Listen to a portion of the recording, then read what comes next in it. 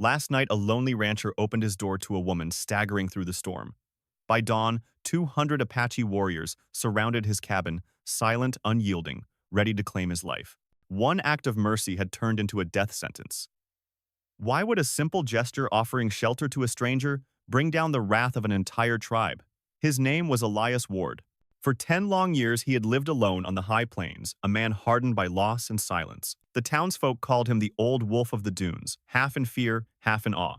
His world was nothing but fences, wind, and the graves of his family. Until that night when a storm carried a secret to his doorstep and changed everything.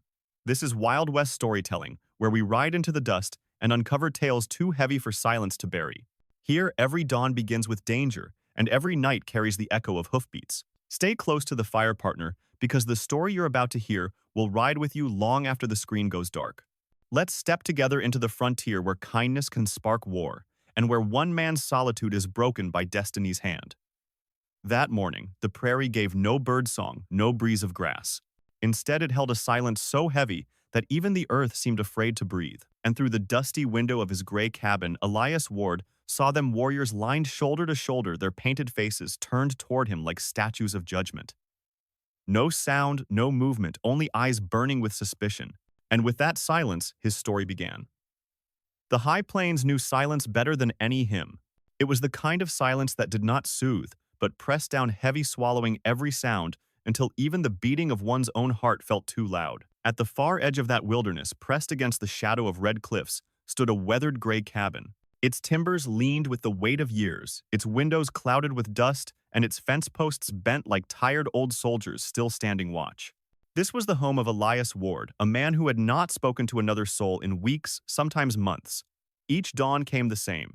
A rooster's crow, the restless stomp of horses in the corral, the whistle of a wind that never seemed to rest. Elias would rise slowly from his narrow bed, his joints aching from both age and labor, and light a fire in the stove that crackled against the cold. He poured himself black coffee, always too bitter, always too strong, and drank it in silence while staring at the horizon. There was no one to share the morning, with no voice to greet, or to answer only the creak of wood and the hollow moan of the prairie. He had not always been alone. Once this cabin had been filled with laughter, the warm light of a wife bustling at the stove, the small footsteps of a boy chasing chickens through the yard. But a winter fever had taken them both in the span of one cruel week, burying his world beneath a mound of earth just beyond the apple trees he had planted with his own hands. 2 wooden crosses still marked the spot, weathered by sun and wind. The names carved deep into the wood: Anna Ward, Samuel Ward. His wife, his son, his heart. Since that day, Elias had chosen solitude as both punishment and refuge. He fenced himself away from the town, from neighbors, from everything that reminded him of what he had lost. The townsfolk whispered about him over whiskey glasses, calling him the Old Wolf of the Dunes. Some spoke it as an insult, an old hermit gone half mad with grief. Others said it with a touch of respect, for anyone who could survive 10 years on this brutal frontier without losing his life was not a man to dismiss lightly. Elias never cared what they thought. Respect or ridicule, it made no difference. He had built his walls both of wood and of flesh, and behind them he endured. Day after day, the rhythm never changed. He fed the horses, mended fences, chopped wood, and in the evenings smoked his pipe by the fire until whiskey dulled the memories enough to let him sleep. Loneliness, once unbearable, had become habit. Silence, once a torment, had turned into his only companion. Yet even as the years carved lines into his face and bent his shoulders, there remained a fire in his eyes, a soldier's edge, that no grief could quite extinguish. For Elias Ward had been a soldier once. He had carried a rifle through battles that turned the plains red, had breathed gunpowder until it clung to his skin like a second scent. He had buried comrades, enemies, and strangers alike, and in time he had buried his taste for killing too. But he never forgot the truth. Every soldier learns silence is never safe. Silence is where death hides. And so, on certain mornings when the wind paused and the prairie fell too still, Elias would grip the edge of his coffee cup, tighter, his calloused hand trembling without reason. He would step to the window and stare across the grass, scanning the horizon with eyes that had not dulled despite the years. Nothing moved. Nothing stirred. Yet in his chest, he felt the weight of a storm gathering, a warning he could not name. The prairie had a way of speaking to men like him, those who had spent more of their lives listening to the wind than to human voices. It whispered in shadows in the way the horses stamped uneasily, or the dogs refused to bark. And when those whispers came, Elias felt the old instinct rise within him, the same instinct that had kept him alive through war. The instinct that told him the world could change in a single heartbeat.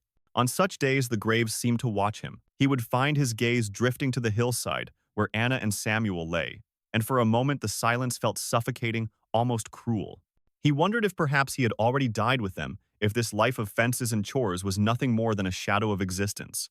Yet something kept him tethered, some invisible thread that refused to let him follow them into the dark. It was during one of those mornings, when the wind carried no birdsong, and the earth itself seemed to hold its breath, that Elias Ward felt the prickle of unease crawl up his spine.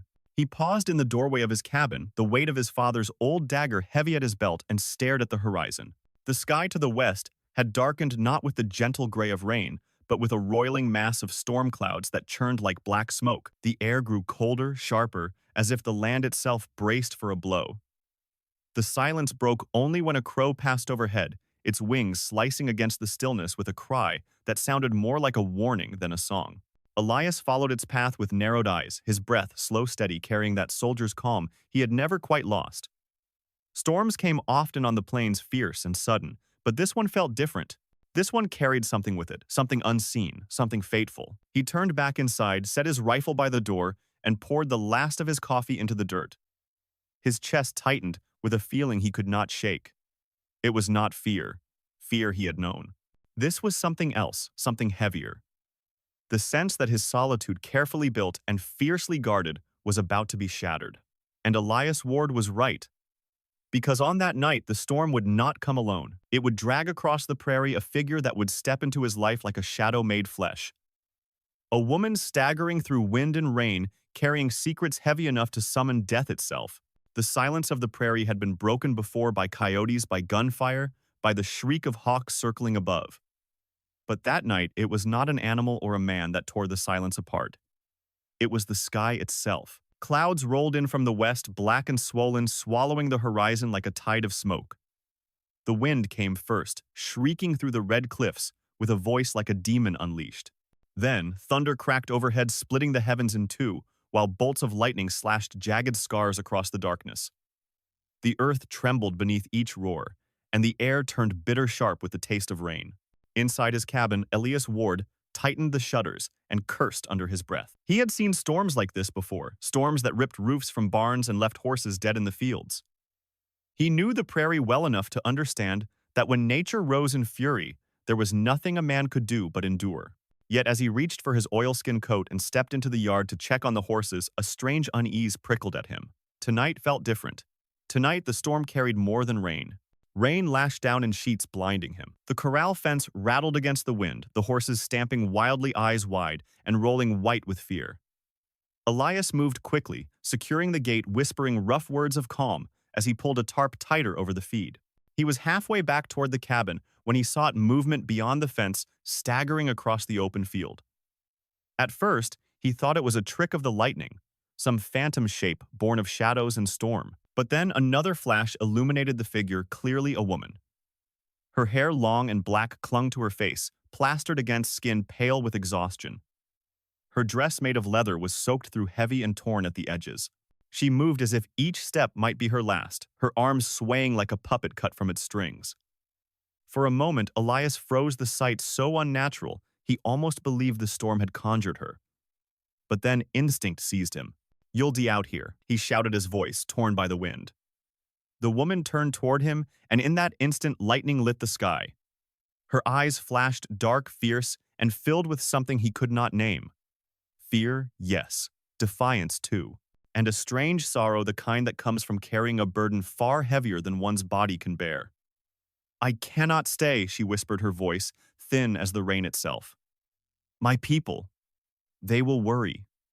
Her words baffled him. Who were her people? Why would she be wandering alone in a storm that could kill even the strongest men? Elias took a step closer, rain stinging his face like needles. She swayed on her feet, trembling. Something stirred in his memory, his mother's voice, soft and steady from long ago. "When you see someone in need, do not ask who they are. Just offer your hand." Elias did not hesitate. He reached for the silver dagger at his belt, the one relic left from his father's days of war, and pressed it into her hand. The steel gleamed in the lightning, a lifeline offered from one scarred soul to another. Take it, he said gruffly. Keep it until the storm clears. Her fingers closed around the dagger, trembling as though it was more than a weapon, as though it were a vow, a bond she had not expected to receive. He pulled a heavy wool blanket from his shoulders and draped it over her, shielding her from the wind as best he could. For a brief moment, their eyes locked, and Elias felt something he had not known in years, a spark, faint yet undeniable, flickering against the ashes of his grief. I will remember your name, she whispered. Elias Ward. The way she spoke it made him shiver, as if his name had been carved into some greater story than his own. Before he could guide her toward the cabin, another burst of lightning split the night. In the blinding white flash, she turned from him, her figure blurring into the curtain of rain. By the time his eyes adjusted, she was gone. All that remained were hurried footprints in the mud, already filling with water, vanishing as quickly as she had appeared. Elias stood frozen in the storm, the rain pounding down around him, the wool blanket still damp in his hands. His father's dagger was gone. A stranger had taken it, vanishing into the night like a ghost. He should have felt anger at the loss or fear at the strangeness of it. Instead, all he felt was the weight of foreboding, heavy as the thunder pressing against the sky. For among the Apache, he would later learn, a weapon was never just steel. It was trust, it was a covenant, and to place a blade into the hands of a woman was to cross into sacred ground. But Elias Ward did not know that yet. He only knew that the storm had carried more than wind and rain to his door. It had carried a woman with eyes like shadows and a presence that unsettled the very air. By the time dawn broke, the storm had spent itself, leaving the plains washed clean, the earth soaked and steaming under the rising sun.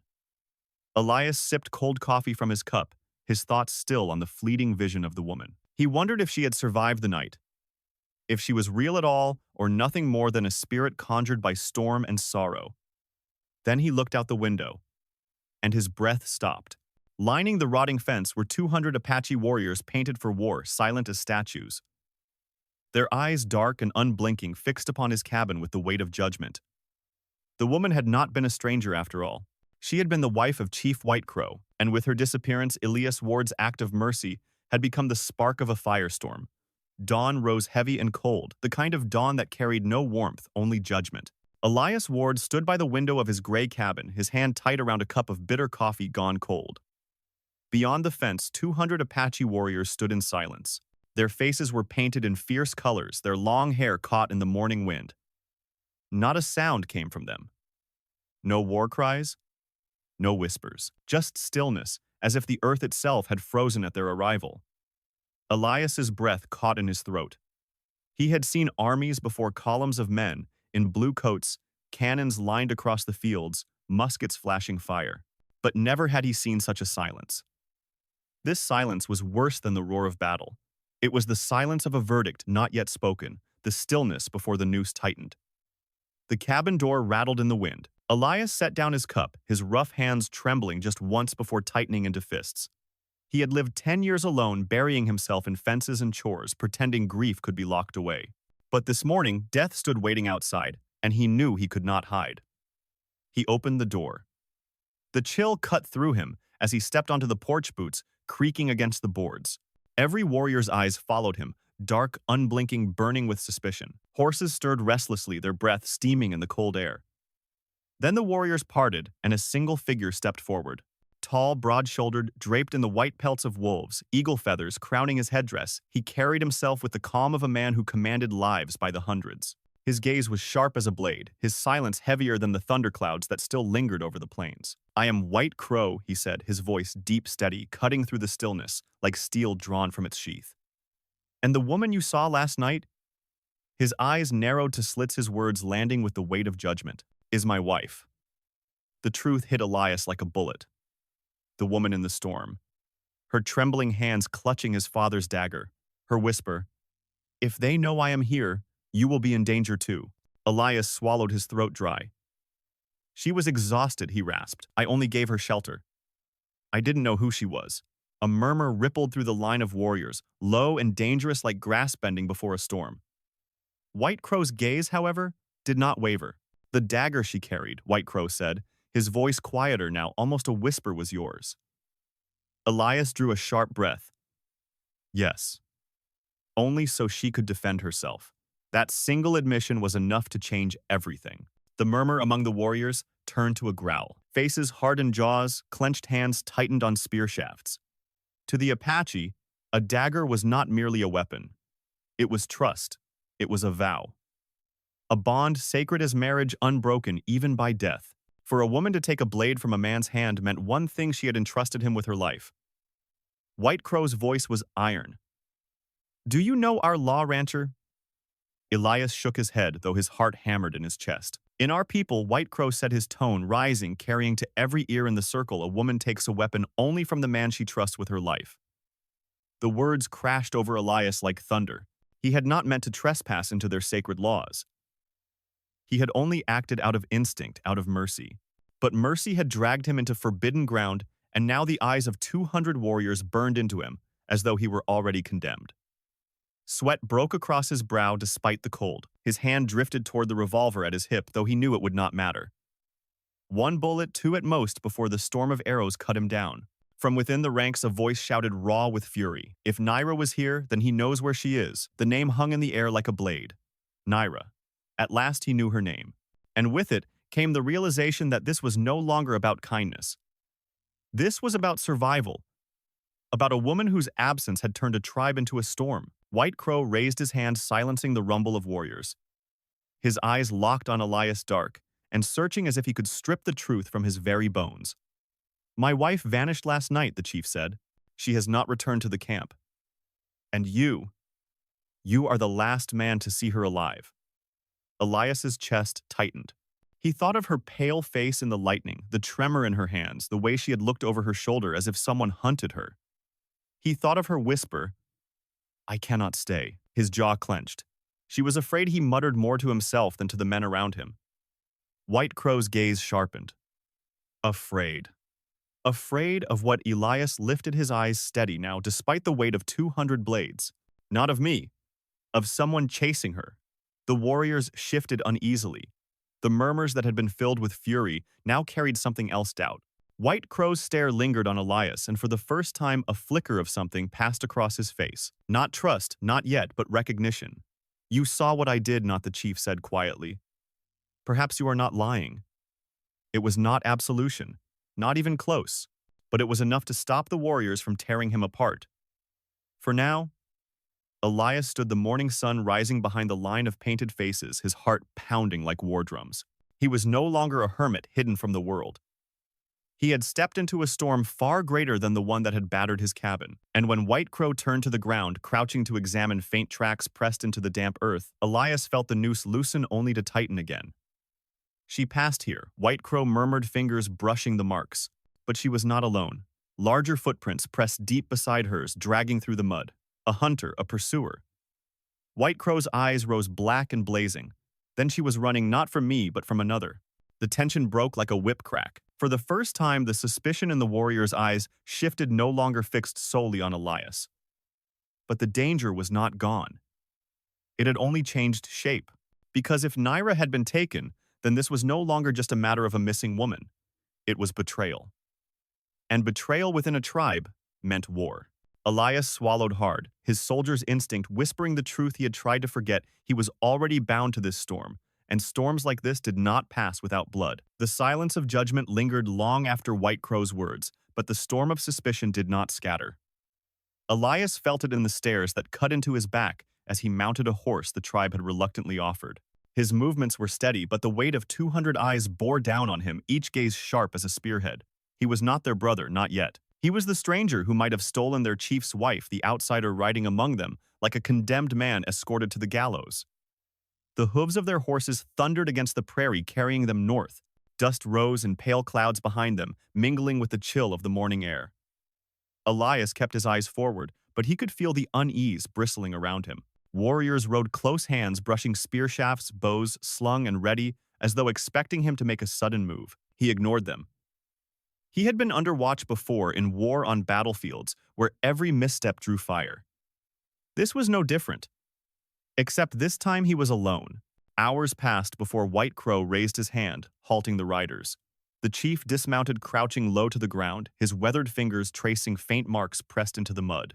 Elias slid from his saddle boots, sinking into damp earth. He crouched beside White Crow, his sharp eyes scanning the trail. "She passed here," the chief murmured. Elias leaned closer. The prints were faint but clear enough, the smaller steps of a woman dragged forward mixed with the heavy boots of men. His heart clenched. She wasn't walking freely, he said. She was forced. A flicker crossed White Crow's face, not trust but recognition. The warriors shifted uneasily, murmuring among themselves. Someone else had taken Naira, and suddenly Elias was no longer the only suspect. The trail led them into a canyon, narrow and steep, its cliffs looming like prison walls. The wind screamed between the rocks, carrying with it a sharp, foreboding chill. Elias's soldier's instincts bristled. He knew this feeling too well. Silence that stretched too long. Shadows that seemed too still. Ambush, he whispered under his breath. The word had barely left his lips when an arrow split the air, striking into a tree trunk inches from his head. The canyon erupted in chaos. War cries thundered from above as figures leapt from the cliffs, unleashing a storm of arrows and spears. Horses screamed and reared men, shouting as they scrambled for cover. Elias dove behind a boulder, the familiar crack of gunfire tearing through the din as his hand found the worn stock of his rifle. Smoke filled the canyon, the sharp bite of gunpowder stinging his nose. He steadied his breath, eyes sharp, despite the years away from battle. Then he saw something wrong amidst the frenzy. On a ledge above one, Apache did not panic. His movements were calm, deliberate, his hands flashing subtle signals to the attackers. Battle signs coordinated, practiced. Elias's blood ran cold. "Traitor!" he roared, his voice raw. "One of your own! Look there!" White Crow's head snapped up his eyes, following the line of Elias's arm. Fury twisted his face. In a flash, the chief drew his bow, loosing an arrow with deadly precision. The shaft struck deep into the traitor's shoulder, sending him tumbling from the cliff. The attackers faltered, their cries breaking, as confusion rippled through their ranks. They had not expected their inside man to fall so swiftly. The Apache seized the moment, rallying with savage force. Spears clashed, arrows whistled, and the canyon echoed with the clash of battle. Elias rose from cover, rifle braced against his shoulder. He fired, the shot cracking like thunder, cutting down an enemy warrior whose spear was poised for White Crow's back. His muscles remembered what his heart had tried to forget: how to fight, how to kill, how to survive.